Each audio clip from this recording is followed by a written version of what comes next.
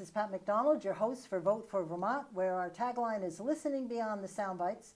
Ben Kinsley is here as co-host and co-producer. Good evening, Ben. Good evening. And our special guest, first time I'm meeting Mr. Livingston, Michael Livingston is the Headmaster of Sharon Academy. Michael, welcome to the show. Nice to be here. Thank you. Nice We're to be with talking you. tonight Thanks so much. about a very topical topic. It's S.229 and its impact on independent schools. This is a big issue being considered in the legislature as we speak. And I'm very thrilled that you're here because people need to understand the impact of S.229.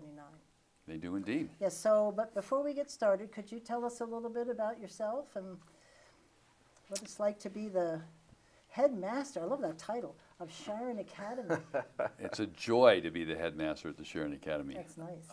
I've been in education for about 40 years, and almost half of that has been as a public elementary school teacher. Never thought I'd find myself teaching high school or certainly be in independent schools, but that's where I've been for 18 years at the Sharon Academy. Good. And it's an absolute joy to work with middle and high school students there. That's Pleasure. great. So, and you just mentioned these are high school kids. Middle and high school. Middle and high school. So what is that, 13 to 18. Ooh, bless you. God bless you. I think when talking about Sharon, that so many of the independent schools have a unique teaching philosophy, and do you have a unique way that you approach the kids, because you really have an incredible reputation? Well, thank you for saying that. I mean, I think that we approach working with students much the way most people would say. The two fundamental tenets for us are trust and respect. Teenagers are really remarkably caring, thoughtful, bright, funny young people, and if you can meet them with respect, they'll gain your trust, and I think that's what you can do to create the kind of culture in your school that really allows you to help them move forward in their lives. Hold the bar high and they'll meet it, huh? Yep. Good job. They will. That's great. So I don't know if people know, I've struggled sometimes with the term independent schools. Could you explain to us what that means compared to public schools? Yeah, I think that fundamentally the biggest difference is in the governance structure. Independent schools are independently governed. These people are not publicly elected, and boards tend to be larger. My school board is 18 members, which includes alumni, current and former parents, and even 2 non-voting student members. So I think governance is the place, Pat and Ben, where I'd say that you see the biggest difference. 18 people, that's a lot of people to board, bring to a consensus. It is, and you know, a lot of these boards are working boards, so these people are committing to monthly board meetings as well as all the committee meetings you would imagine. Right. I think that's great that you've got 2 students on there. I really admire boards that bring the students on because they've got a lot to teach us. They're the ones involved from day to day. They are, and you know, increasingly we find that we need to be looking for legitimate leadership opportunities for students, one that have real life meaning and consequence for them. And when we do, it's incredible. They leap at the opportunity. Great, nice. Encouraging to hear, may I say.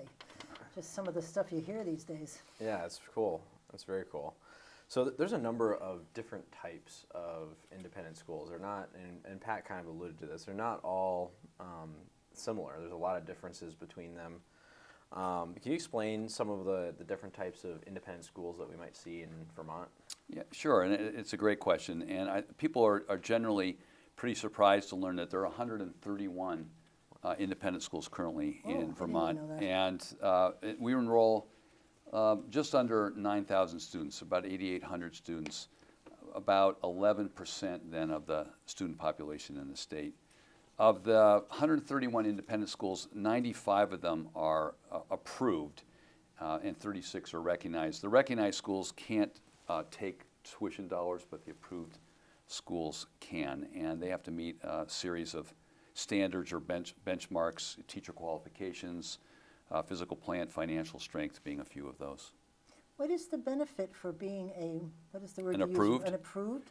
If you're an approved school, then you can accept state tuition money. So the Sharon Academy receives the average announced tuition, which is a whole separate conversation and evening perhaps, for 85 to 87% of our students each year are publicly funded, so we receive that amount of money for those students. So the other schools who are not approved but recognized, is that the word you used? Recognized, They have to fundraise amongst the yes, and they would be, population community? they would be accepting tuition dollars directly from their families. I see.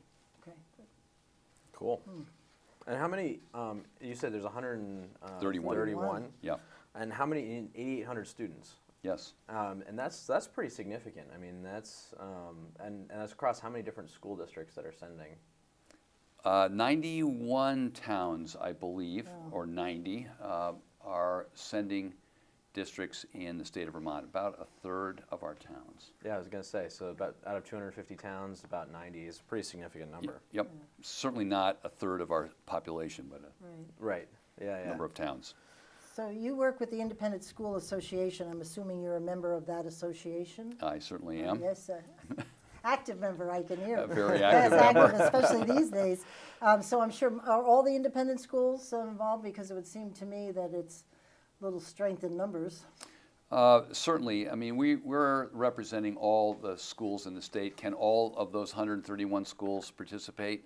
No, it's not really viable. Some of these schools are extremely small. You know, you have special education only schools, you know, Kern Hatton, you've got schools the size of St. Johnsbury with almost 1,000 students.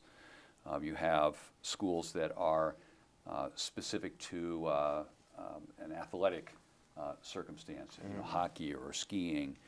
So it's a wide variety of schools, and in some of our much smaller schools, it's really difficult for people to get away. But the organization is there to support all schools, independent schools in the state. Yeah, I've worked with them in the past over some issues we'll talk about tonight, but it's a very good group to work with. They're wonderful it's good. folks, hardworking Yeah. people. So let's talk about S.229, which is a bill that was voted out of the Senate 2 weeks ago. Yep. The bill was introduced by Senator Baruth and deals with how special education is provided at independent schools. Can you just kind of give us a high-level overview of that bill and what your concerns are with it? Well, as you know, the State Board of Education originally took up some of these issues relative to independent school approval a few years ago, and that then was subsumed, if you will, by the legislature, and there was a summer study committee that Senator Baruth passed authored a bill for. And so I was part of that study committee. We met from May through December of this last year, and at the end of that time frame, there really wasn't a consensus amongst the 10 members on that group. So Senator Baruth, I think, concerned about State Board of Education potential overreach, really took it upon himself to craft a bill, S.229, and we've testified about that in both the House and the Senate. We expect to be doing more of that in the House again in the coming weeks. Yes, I'm sure we'll get into the reason why in a minute. Yeah, I could see why you might want to do that. yeah. You know, I think that my concern certainly is that the independent schools made what I would consider to be a sort of a huge concession relative to our willingness to be able to go out and say that we'll serve all 13 areas or categories of special education. I mean, that's a federal mandate that's placed on the public school system, not Right. the independent school system. And we were looking for some provisions in the legislation that would help protect us as we move that process forward. Right. And so those are my big Yeah, concerns. it was very clear. I did a lot of research for this topic, and every document I read about special ed, and it all said public. Not once did it say independent or private. Is that interchangeable, private, independent? Well, or- you ask a great question, Pat. All of us in Vermont really prefer the word independent. Our independent schools, pre-existed public institutions. Thetford Academy, I think, is close to its 200th anniversary in the next couple of years. really? So independent, I think, is appropriate. When we talk about private, I think people will conjure up a different vision. Okay, well, because I think I thought they were interchangeable technically, but I can see why you'd want to stick with independent. We That's a draw good idea. that Okay, distinction. We'll just cross that word right off the list. Well, I think part of the distinction too is you accept public tuitioning students Right. in addition to students that are not coming on Yeah, privately funded. privately funded. So and it sounds like in your case at least you're heavily weighted towards public students. We are, and we're drawing students from upwards of, in a given year, 20 towns. Wow, Right, so the reach is fairly large. it's pretty amazing. So there's a couple interesting things in S.229, one of which is there's a financial capacity section of the bill that Yes. basically asks for approved independent schools to get budget approval and demonstrate financial viability. Now that sounds kind of benign at first, but can you walk us through exactly what that is doing and what the impacts might be?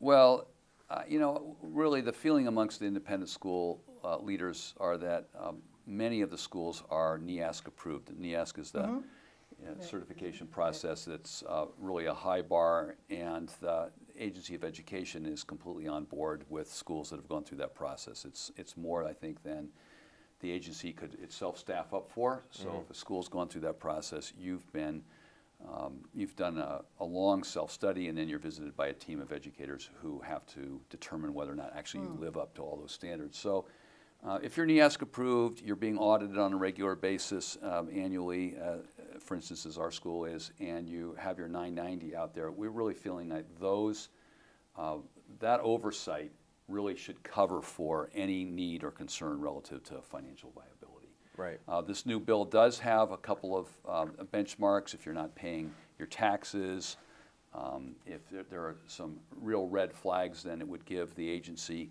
and the state board some authority to take another look. That hasn't been a problem. We don't anticipate that being a problem. And just for our viewers, 990 is your federal nonprofit tax return. That's correct. That's what that's in reference Right. to, and that includes donors, revenue, budget, all that stuff. Yeah, I mean, you're fully exposed with all of that, and in our school, we run on a very fine line. I have no problem people looking at our 990. We will operate off the average announced tuition, which isn't enough to run the school every year, and so we fundraise every year to try and make up the difference. Gotcha. Yeah. And is there any concern that these financial viability requirements could prevent new independent schools from forming? My understanding is that a lot of these smaller specialized schools, there's some opening, a couple open every year, a couple, close every year. Yep. There's just small schools that are for very highly specialized, students. And is there any concern that it would prevent those types of schools from forming? I'll certainly speak for myself here. There is for me. Yeah. And I think you don't have to look any farther than the history of the school where I work. It was founded in 1996. There were 12 students. The secretary, the founder, and I wasn't currently at the time at that school, but my oldest daughter was there. 6 of the 12 students came from those 3 families. And there really wasn't a sense of whether or not it would be viable in a year or two, and it doubled in its size for 3 or 4 years straight, and has grown to 150 students. So I would certainly hope we would leave in place the opportunity for individuals or groups to get together and start a school, because the diversity of our system, our educational system, is essential to the well-being of our children. Absolutely. And I think that's what a lot of people see the real value in independent schools, is bringing that diversity to our education system. So it's not all one philosophy, one approach. It's a whole different variety of approaches. Yeah, and there really does need to be a range. So when you do say independent schools, people may try and conjure up an image of one place, one pedagogy, and nothing could be farther from the truth. It's a great. very diverse system of care. It's called choice, eh? Yeah. Well, But I'm sorry, you said before, alluded to the fact that they are now requiring you to deal with all 13 categories of disability. Is that what the bill specifically says, that you have to have the financial and the teaching wherewithal to deal with all 13 categories? And I won't list them now, but I'm sure people will know the list, starting from autism to visually impaired. Yep. Visually impaired. I mean, and that you have to do that from ground zero Well, that's, without of even course, knowing if you have a student? that's a rather large concern for all of us. And again, one of the reasons that it may be instructive to talk about the Sharon Academy is because a number of years ago we applied for 2 areas of special ed. SLD, which is specific learning disability in the areas of reading, writing, and math, and then other health impairment, which is known as OHI. And it took us 2 years to get approval through the AOE, and I don't fault anyone there. They're understaffed. It's a long process. And then once you've started up, it takes a year or 2 for folks in the area to understand what it is you're offering. And my bigger concern is whether or not the public school, the SULEAs, are actually, when they get to the placement part of the process for students, even making it known to parents and families that the independent schools are actually a viable option. And do the public schools have to meet all those 13 categories? They certainly have to be able to accommodate students in all 13 of those areas, and that's the federal law. Okay. And you know, If they apply.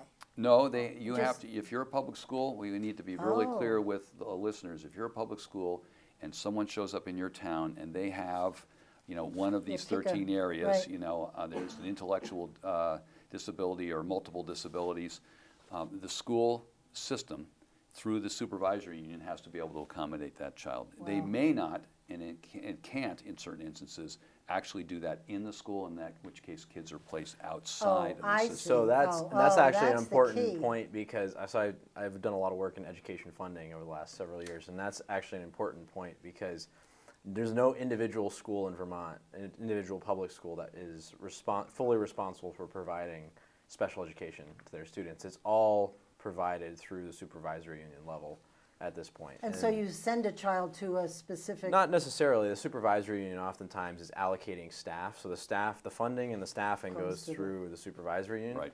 Supervisory union then will assign either a part-time or full-time staff member to that school. Because when you look at this list, there's not one person, one individual who could deal with all 13 Exactly. disabilities. Yep. They look That to would- me to be maybe 3 or 4 very specific skill sets for a teacher to learn how to deal with autism, deaf and blindness, emotional disturbance.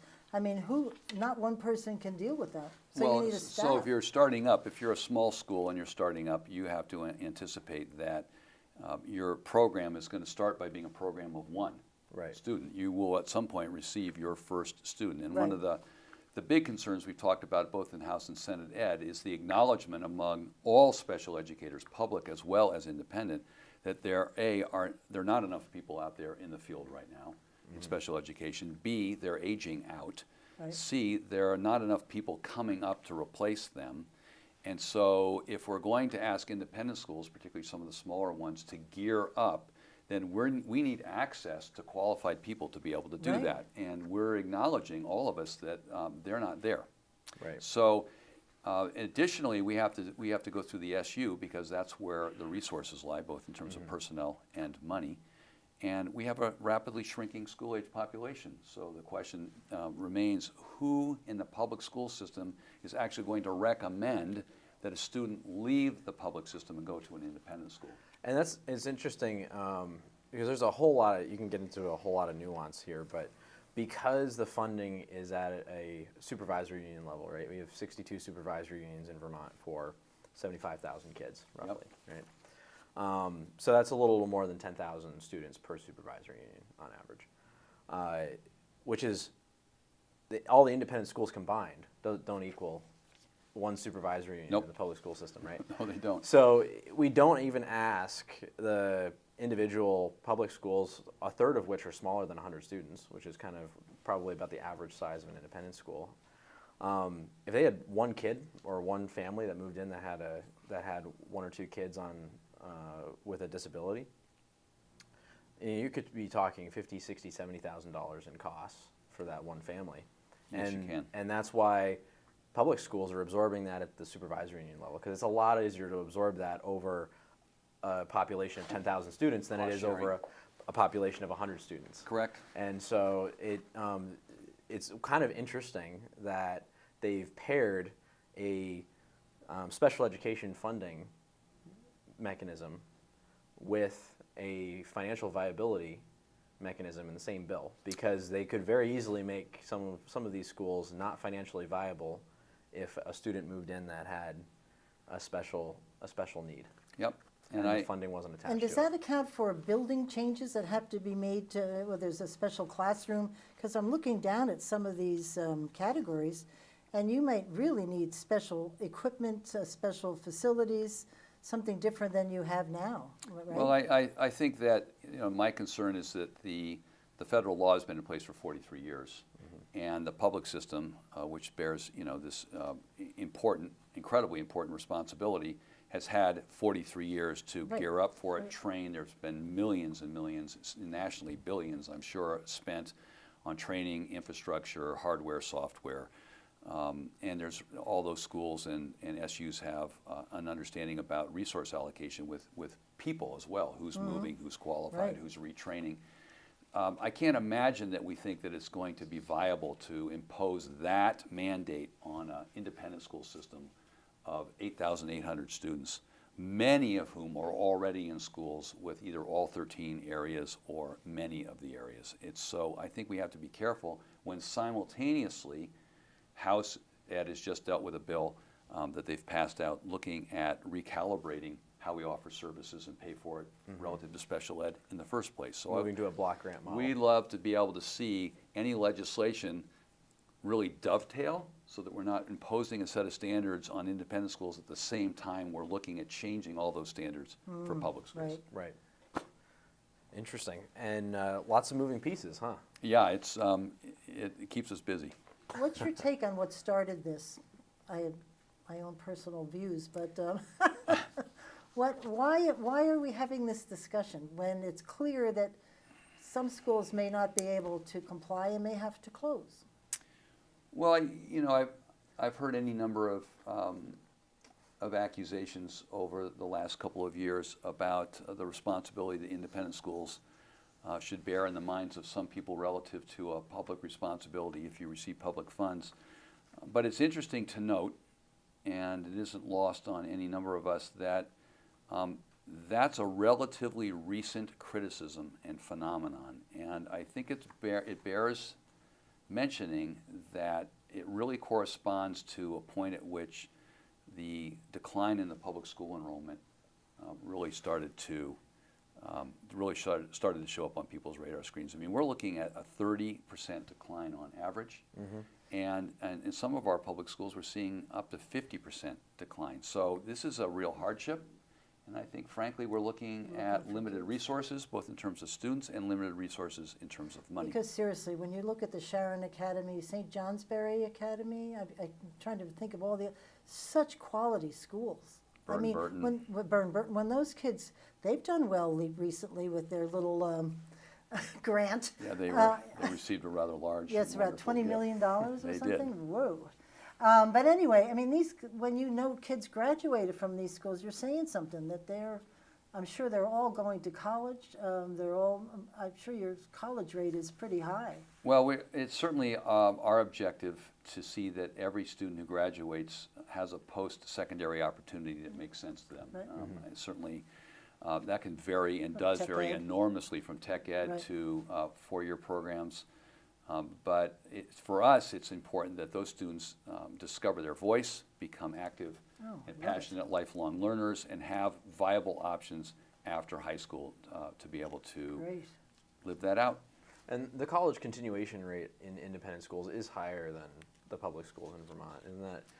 I don't have the stats on that. All I can tell you is that we graduate a fairly high number of students in the state of Vermont in the public system. I think the concern that's out there are how many of those students go on to Right. pursue Right. a post-secondary I'm education. glad you said tech ed, because I'm a big fan of tech ed, and I don't Yeah. think we use tech ed as nearly as well as we should for kids and for our employers. Well, there is going to be, if we're not careful, in the very near future, a real shortage of people who you would be calling upon in an emergency to do any number of things Right. just at your home. Right. Yeah. right, There's exactly. there's a huge demand for trade skills right now. Right. Yep. And they come at a pretty high cost. You can Yeah. get $90 an hour just starting out. I mean, Yeah. I don't think people realize that. That's pretty good. Yeah, definitely.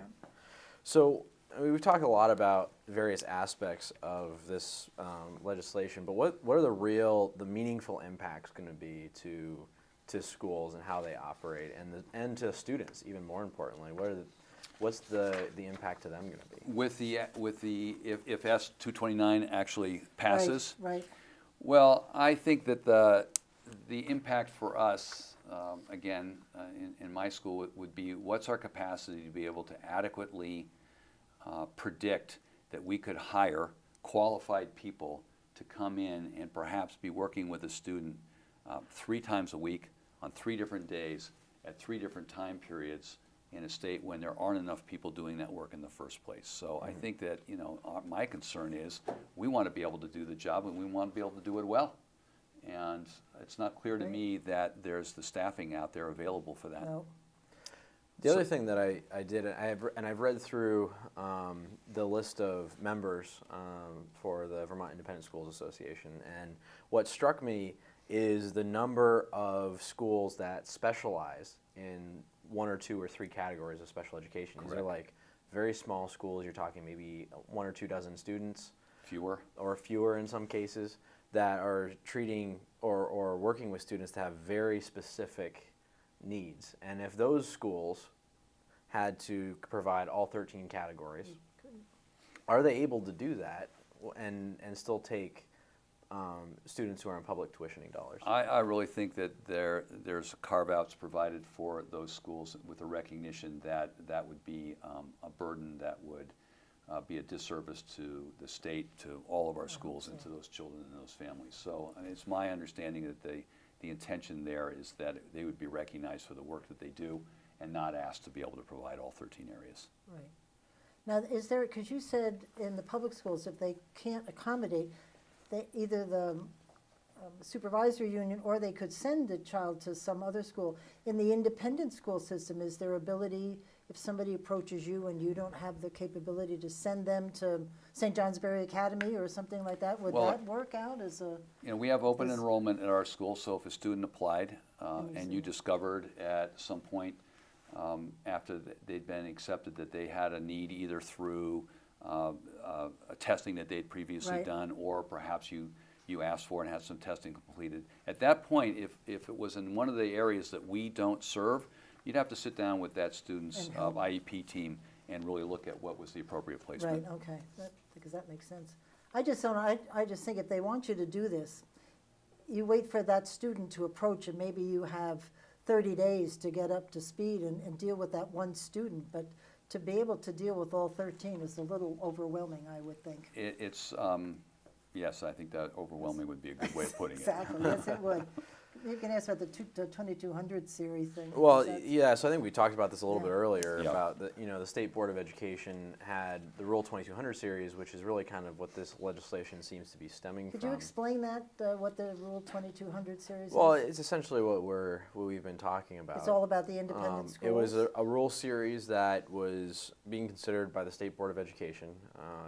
They had several public hearings around the state on this, and overwhelming turnout of people opposed to this particular type of requirement for independent schools.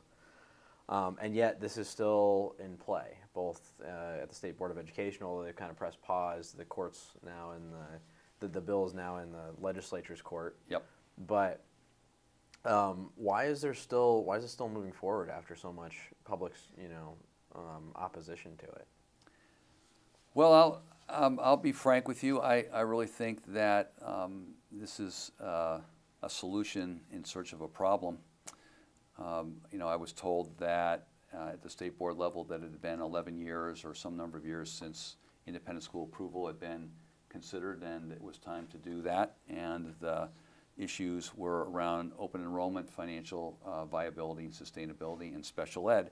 And I honestly, I think that we have so few students who may be actually impacted by this legislation, and given the issues that we're facing as a society, particularly with our children now relative to attention, anxiety, and depression, that there are places where we should be focusing our time and energy that are in a different arena. And it's true for most students that are on public tuitioning dollars, that they usually have multiple schools that are available to them to go to. So it's not always just an independent school, though that might be sometimes the most convenient option. It could be a public school, or it could be multiple independent schools. If you're a student from ascending town, you can go to any public school in the state of Vermont, any approved independent school, and in some cases where we have adjoining, some reciprocity across Right. state lines. Yeah, there's I think 3 districts in Vermont that have reciprocity across Yep. state lines. Has there been any discussion about just ensuring that at least all 13 of those categories are covered among the schools that are immediately available to any given student? So the impetus would be on the sending town to make sure that that those options are available. They don't necessarily all have to be at the same school. Well, I mean, a free and appropriate public education, which goes by the acronym FAPE for any listeners, is the absolute right of a student in the United States, and that's publicly mandated by federal law. And so no student in the U.S. can be denied access to that free and appropriate public education, which would include services for all 13 areas of special ed. The difference here is that all independent schools and public schools, all entities have to make themselves available to understand and be able to implement the ADA, the Americans with Disabilities Act. Gotcha. But the special ed law is separate from that and is really in place in the public school sector. Which is what the federal law says. It constantly refers to public schools. It does. I covered the Disability Awareness Day up at the State House for a show we're doing here. And everybody there said to remind the participants that they have the right to attend any and they kept repeating public schools.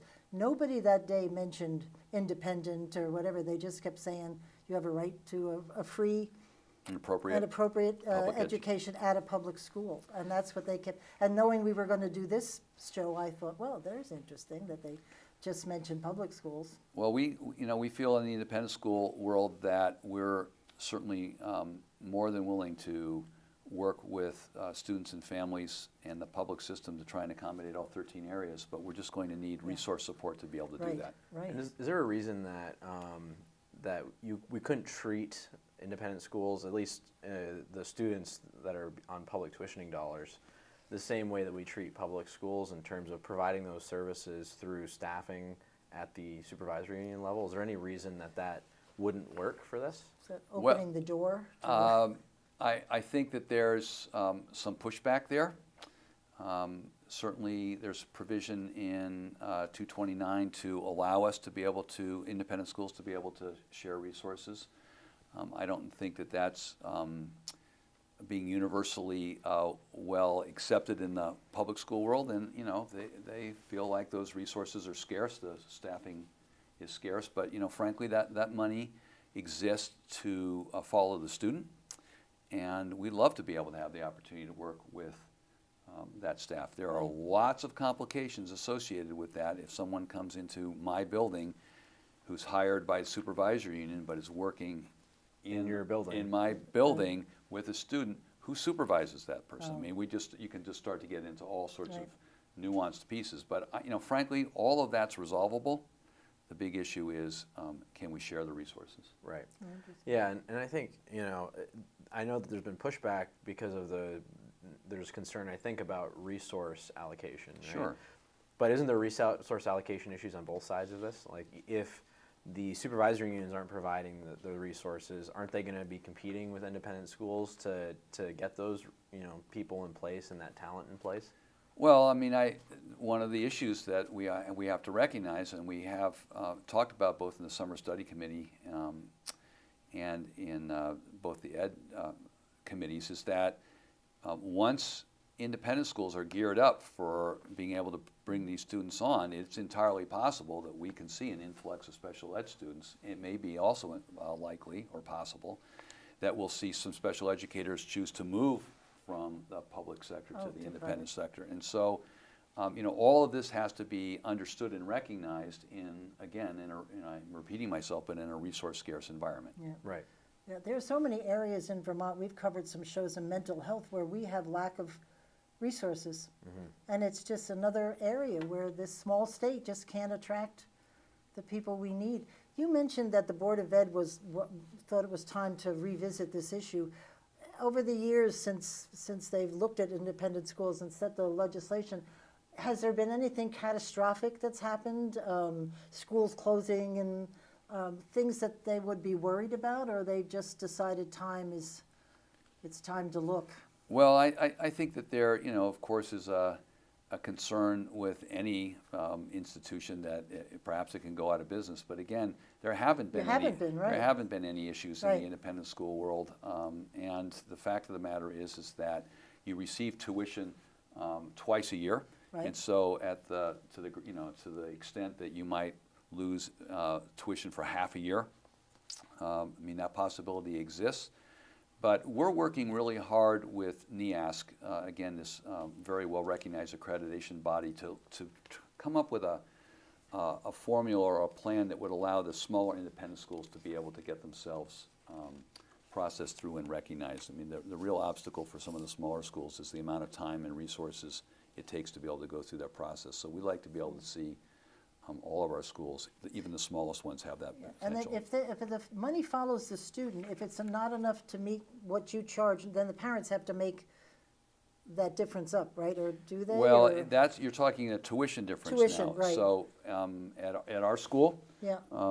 as is the case in a number of independent schools, we just charge the average announced tuition. So there's no difference to be made up in terms of tuition dollars by a family, and that allows us to good. keep a really diverse socioeconomic demographic in our schools. Excellent. And that's actually the statewide average tuitioning rate is actually below what the average cost at public schools is. Isn't that correct?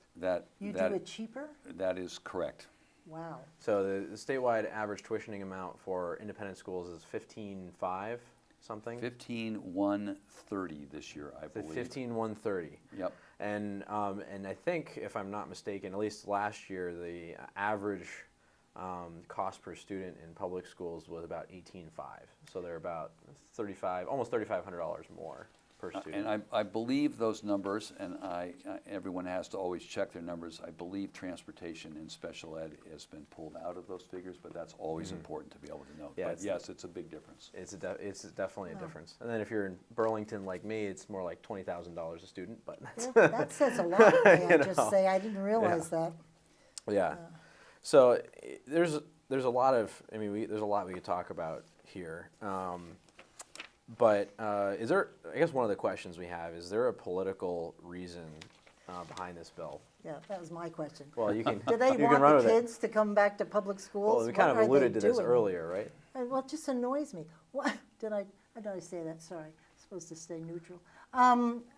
Do they want you to close and bring the kids back to public school? I don't know. I haven't met anybody in the public school system that has ever indicated that they want our schools to close. I think they recognize that there are challenges, particularly for our smaller independent as well as public schools, and they certainly are recognizing with all the work around Act 46 that there are schools that are closing. There are a couple schools in our area that have moved to choice, either 912 or 712. So I don't see any of this as, with the people that I deal with, as malicious in any way. I think that, however, it is true that the resources are scarce. If you're looking at your population dwindle, so you're not bringing in tuition dollars, and your special ed population is dropping or shifting, you lose those dollars. It also means that you may be losing an individual in special ed who's an instructor from a full-time to a part-time capacity, and which may mean that there's a more viable option for them someplace else. So people are looking to keep those resources in place. Maybe they want to learn from you how to make it cheaper. Things to learn, just saying. And does the federal special education funding follow the student now? And would it, under these new proposed guidelines from the legislature? Well, if you're talking about the bill that was passed out by House Ed, I can't speak in an informed enough way about that. If you're talking about whether or not the money would still follow the student relative to S.229, then if you have access to the SU, then yes, the money would follow the student. But we want to make sure that those placement teams are informing parents and children of what the whole spectrum of options are, so that if we're being mandated to provide those services, that it's recognized that we're there and that we're available, and that the SU would share both the money and the individual, perhaps, in terms of the staffing. That leads perfectly into my next question. Okay. Which is, what are some of the decisions, the reasons that parents decide to send their kids to an independent school over a public school or over another independent school? Because typically you have more than one option available, right? You have either a couple public schools, a couple independent schools, kind of a mix of both. So what are some of the decisions that, or the reasons that parents decide to send their kids to a school like the Sharon Academy? Well, it's a great question, and we ask families and students to come visit us all the time. It's not a requirement in any way, but it's highly beneficial. So most of the students who end up enrolling at the Sharon Academy have been there for at least a day. Their parents have toured the school. They've come to some number of events. And I honestly think that parents and students are looking for some sense that the school is going to match their particular needs. So, we have adolescents are remarkably sensitive, thoughtful people. We have students now in our society and people in general who are questioning in ways that they certainly didn't when I was in school. It certainly wasn't an open conversation to think about your sexuality in the way that kids can now. Issues around bullying and harassment. Kids feeling comfortable being in various places are all factors in why someone would choose any school. Students move from public schools to public schools. They move from independent schools to independent schools. It's my feeling at this point with our enrollment director that there's probably 10% of our population at our school in any given year who will wonder about, is the Sharon Academy the best fit? And it's probably about 4 to 5% who may make a decision to do something. And that's part of this choice paradigm that we're all part of now. People are looking for specific fits. It's no longer you just go to school, sit in your chair, and sit complacently. We're looking at learners who are really rapidly changing from what Well, I may think people remember. recognize kids learn differently. So they've got to find that matching learning style. Right. Some kids like me cannot sit and do that teacher-student lecture stuff. Right, so we offer very much a seminar-style learning environment, and that works well for some students. The high school's 120 students. There are students who come and visit and say, it looks great, but I want to go to Hanover High School. There's 700-800 students. I'm looking for that larger population. We have kids who come to our school and say, I need to be in a school this size. I can't function in an environment that's bigger than this. So again, that speaks to the diversity of our educational landscape. It's critical for our children, and I think for the future of the state of Vermont, frankly, if we're going to attract young families and get them to move back into the state, that they have a real wide range of choice to be able to pull from. Well, it's kind of like, culture fit in a work environment, right? It could be a great job, it could be a great company, but maybe the culture isn't the right fit. And you could choose to move to a different company, do a similar thing, and have a better culture fit. And many students don't have that option unless, in Vermont you happen to be in a choice district. Yep. So, we see lots of kids visit. It's a privilege to meet with those families and talk to them about what their needs are. And we really spend a lot of time sitting down with students and asking them about what's their success been in school? What do they see as their strengths? What are their challenges as a learner? What kind of supports do they think they'll need? Talk about what's available at the school, whether or not that's a good fit or match for them. So we really try to get them to think pretty thoughtfully, and they're remarkably good at doing it, about what their specific needs are. I'm sure they're impressed that somebody's listening and asking those questions and concerned about it. It's what they deserve. Yeah.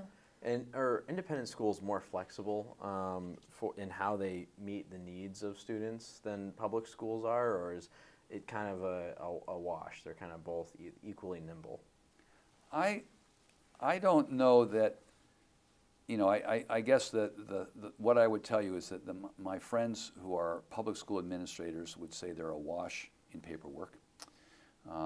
It keeps them from meeting with students and teachers and families to the degree that they would like. I think if there's anything that we can do in the public sector that frees schools up from that burden and whatever the mandate may be of the day or the hour, we really have to take a good look at that, because you get to the point when you can so overburden the system with requirements from outside that people on the inside actually can't do their job. Right. So I think it's probably true that we feel a certain degree more flexibility in an independent school system. And I will tell you that, again, given the changes that we're seeing in the actual character and makeup of the learners that we're getting through our doors, you absolutely have to have that flexibility. Right. That's going to be a hallmark of success as we move forward. And that's what that flexibility is what makes you successful. I think if you're working with a staff that can embrace that, they're creative, they're imaginative, they're flexible, they're working as a cohesive unit, then I think that's the ingredient. Is S.229 going to hurt your ability to be flexible? Only in so much as we're trying to, already working with scarce resources, try to figure out how to accommodate all of these additional responsibilities without resource allocation. And Absolutely, that's the What is problem. your staff thinking of all of this? I read a little article about somebody who said even though she's been teaching 15 years and has a PhD, she'll have to get a special license to teach. Well, That's a burden. I think that we have hired and have had on staff now for a number of years a special educator. We hired a second person just this year to work specifically in our middle school.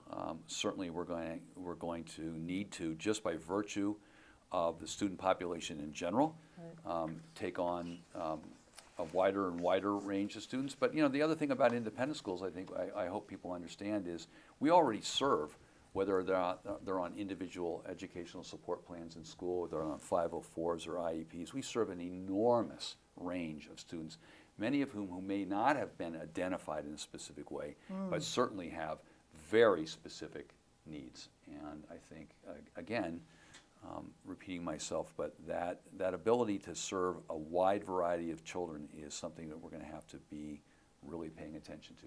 I see them changing. Especially being able to address a wide range of needs in a small environment. There seems to be something that a lot of schools struggle with.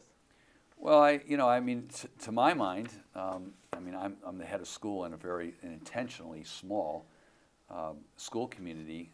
Frankly, it's the ability that we have every day to be able to look every student in the eye and say, Ben, how you doing? And if you're a good red-blooded American teenager, you say, fine. And I look at you and say, I don't think so. Let's go take a walk.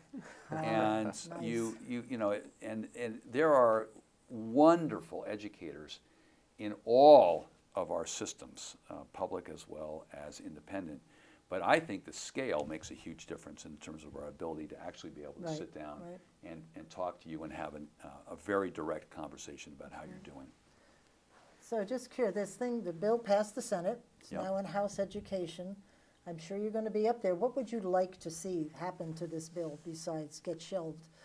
Well, I really think that we'll be back up to talk to Chairman Sharp and that committee again about concerns I've already mentioned to them once, but now we'll have a specific construct in which to talk about it.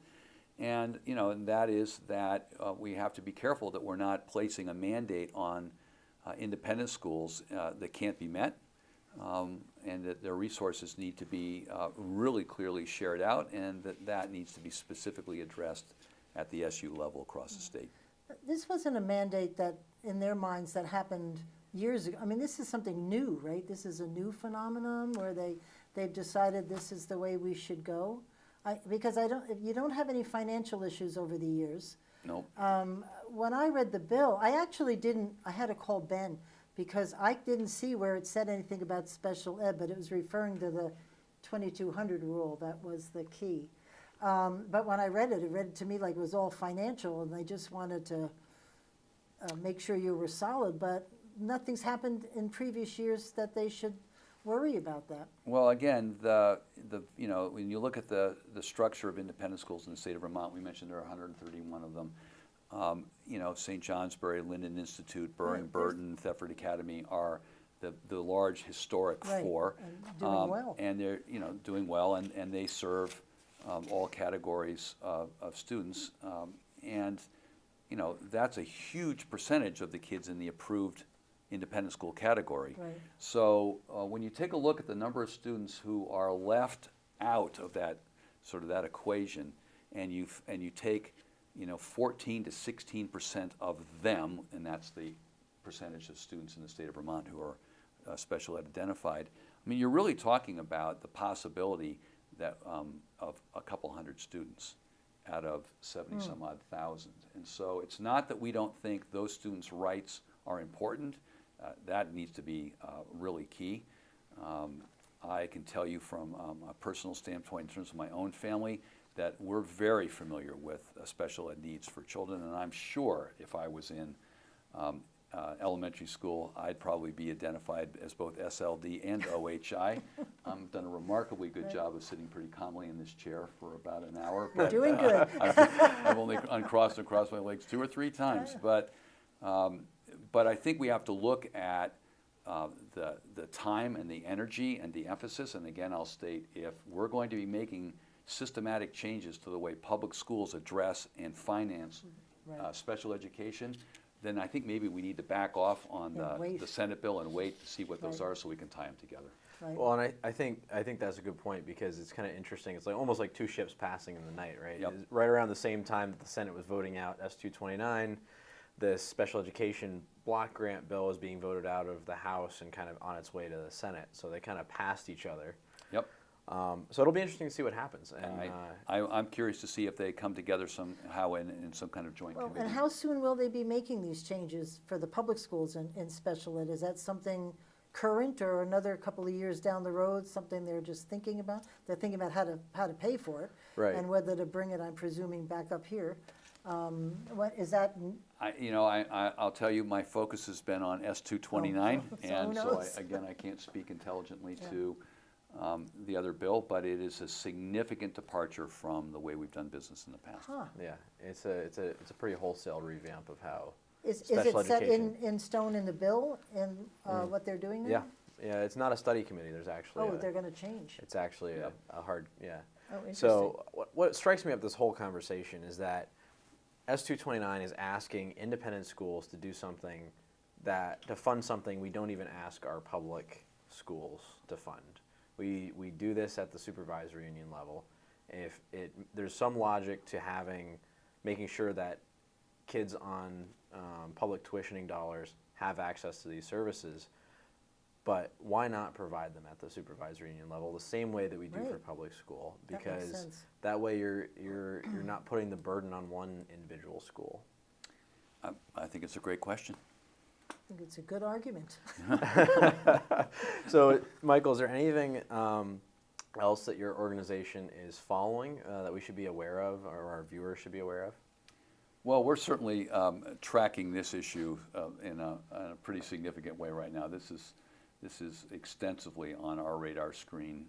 So I would say that the Vermont Independent School Association will be as involved as we possibly can be in the upcoming weeks as this comes up for discussion in both House and Senate Ed. But you know, there are any number of other issues statewide that I can see. I mentioned to you both earlier issues around anxiety and depression in the school-age population, which Right. I think is frankly just a mirror of what we're experiencing as a society in Right, general. right. And I think that thinking about and talking about what are the resources and strategies available to all of us, public as well as independent, to deal with that. It is it's an epidemic, and it needs to be taken really seriously and talked about extensively. And I think it'd be a fascinating show to get some students, both current and former high school students, in to talk about their experiences with both anxiety and depression, and what are we going to do about it.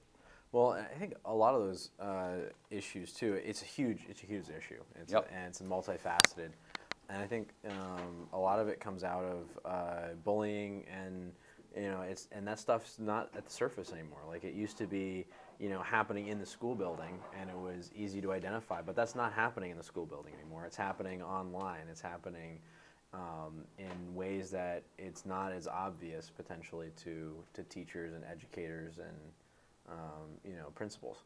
Well, it may be happening in the school building, but it's happening on their phones. You're absolutely right. And it's insidious, and it's incredibly powerful. And you have a remarkably powerful device in the hands of young people whose left prefrontal cortex is a long way from being fully developed. And that executive functioning skill regulates that kind of risk-taking, or in this case, not. And we tend to say things over our phones that we wouldn't say to people to their face, and they're hurtful, Well, sure, and 'cause you feel oftentimes protected. devastating. Even adults do that. Don't Way we too have- frankly. We have one of the Yes. highest, I think I'm right, one of the highest suicide rates among teenagers in the nation. I think our percentage is higher than most, which is a devastating statistic. I can't speak to that, but certainly the well-being, the mental health well-being of our children Right. should be one of our great concerns right now. For you. So in 2 minutes that we have left, there was one bill that caught my eye. It's also coming over from the Senate. It's the Senate Miscellaneous Education Bill, which they do every year. The House and the Senate both do one. But this year, the Senate one has included a provision that would prevent tuitioning dollars from following a student outside of a state not bordering Vermont. Yep. Is that something you guys are following or have any interest in, or? Oh, absolutely. The research that I've seen says Vermont is actually a net importer of tuition dollars, not an exporter. So we have to be careful about what a state may do to potentially retaliate in that way, because we have schools that are isolated enough along those borders that would be adversely impacted, and that would hurt potentially Vermont students. I think that we've adjusted this bill to look at states that border us, and even in Stansted, Quebec, allowing some of those students, which is, that school is literally half a mile over the border, Sure. but a very important sending school for some of our towns. So we're paying a lot of attention to that. I guess one big concern would be if you're a student from a family that has the resources to send you to a program out of state someplace, by virtue of the fact that you're wealthy, are we now sort of bifurcating Right. that system? How many students are there that would go beyond the bordered states? Are there a lot of students that go out of state? We don't have a lot of students to do that, but there's one program in particular that some of the kids who are really artistically inclined at our school have gone to, and this may be one a year for a semester, and they can currently take their tuition dollars with them. So that would be not viable for those students. Really? And only then for those families that have the resources to be able to pay for that. So, that always becomes an interesting equity discussion. Right. You might not have some of those like very specialized schools that maybe not are in Vermont, and you could potentially be bifurcating who's able to access that. Yep, and again, this is an issue that's come up for a number of years, and yes, we do track that conversation carefully. What is the impetus for putting that bill in there? Has there been an issue with this? Well, I think someone was a little disappointed to find out there was a student going to Switzerland on Vermont public I tuitioning see, dollars. I see. And inadvertently, there's also, I believe, a former governor's child went out of country, potentially to Europe on public tuitioning dollars. But Again, I think it's just important to remember that we bring more tuition dollars in than we send out. And it might have been for the benefit of the child. I don't know what he or she was learning in I'm Switzerland. not up on the details of the situation, right. but I didn't know that Stansted, Quebec was sending students. That's kind of cool. Yeah, there are a number of students who travel across the border every day. It's great. Each Very way cool. to a school option that is really important to that community. Thank you. Want to say goodbye and do Well, our... thank you so much We for have to joining run out of us. time. Yeah. Nice to meet you. Thank you very much, Pat, Mike. thank It's a you very pleasure. much. And Pleasure to be here. thank you, people who are watching and viewers. You know, if you want to see more, find out more about Vermont Independent Schools, do you guys have a website? We do. You can look up VISA, V-I-S-A. You Google it and you'll find us. And you know, you're also welcome to visit. We love to encourage people to come to Great. the schools and see what we do. Awesome. Excellent, thank you. This is very educational. Thank you for watching. And until next week, keep listening beyond the sound bites.